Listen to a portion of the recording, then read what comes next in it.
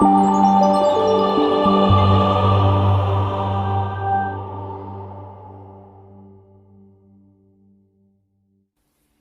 Assalamualaikum. My name is Faizatul binti Saifuzaman. I'm from BA 2512E. Today I will explain about working capital management. What is working capital management? The working capital management involves day-to-day decisions regarding the investment in current asset and how the asset are to be financed. The involved day-to-day decision is based on administration of the firm's current asset and the financing needed to support current asset. Or in other words, investment in current asset is how current assets are to be financed.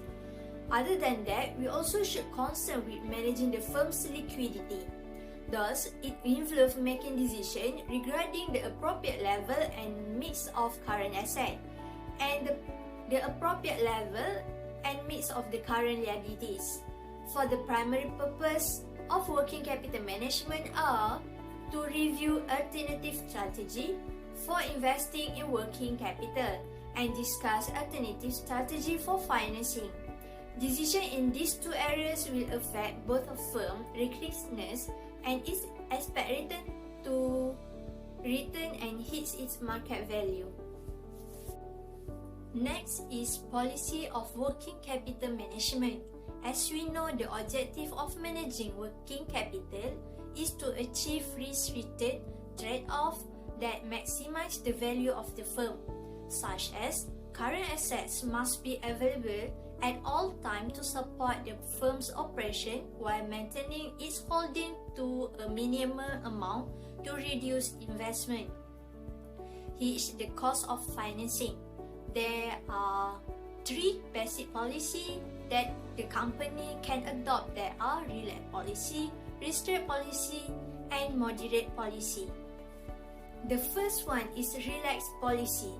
This is a low-risk policy whereby the firms will maintain a large amount of current asset coupled with liberal credit policy. It has high liquidity and potentially low return from investment due to low productivity of current asset relative to fixed asset. Other than hence, restrict policy is a high-risk policy whereby it reduces current assets holding to minimum coupled with stretched credit policy. Lower investment in current asset enable the firm to increase investment in other productive investment and thus it will result in higher returns. The last policy is moderate policy. It was the mix of relaxed policy and restricted policy. It will result in moderate risk return and also maintain the liquidity. Therefore, invest in productive assets are at the same time hold sufficient current asset. Investment in current assets should be a minimal level without sacrificing the liquidity requirements. As such, more funds are available for investment in fixed assets that are more productive. The approach to working capital management have three, which are hedging approach, aggressive approach, and conservative approach. First is hedging approach. This approach matches the maturity of the asset with the maturity of the financing. For example, the firm used temporary financing to financing temporary current asset and permanent financing to financing permanent assets. Since the approach matches the financing duration and the assets requirements, there is no need for emergency funds and either funds are non-existing. This strategy possesses moderate risk and moderate return. Second approach is aggressive. This strategy involves more risk as it uses short-term, temporary financing to finance some permanent current asset.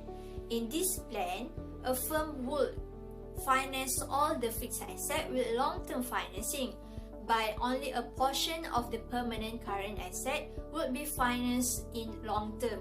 The remaining permanent and the fluctuation current asset will be financed with the short-term borrowings. This strategy possesses high risk and high return. Because of the current ratio is less than 1 and there are potential problems in renewing the short-term borrowing agreements, but short terms is often cheaper than the long term, so many firms be willing to sacrifice safety for possible higher profit. Last approach is conservative approach. This approach offers a lower level of risk compared to other working capital approaches. That means the firm use long-term financing for the majority of its assets.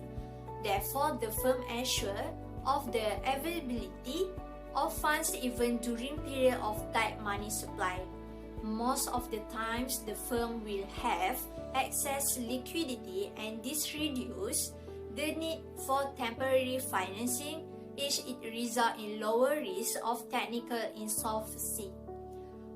Conversely, the returns are low due to higher costs of permanent financing and low return from marketable security investment. We can conclude that this strategy possesses the low risk and low return. That's all from me. Thank you.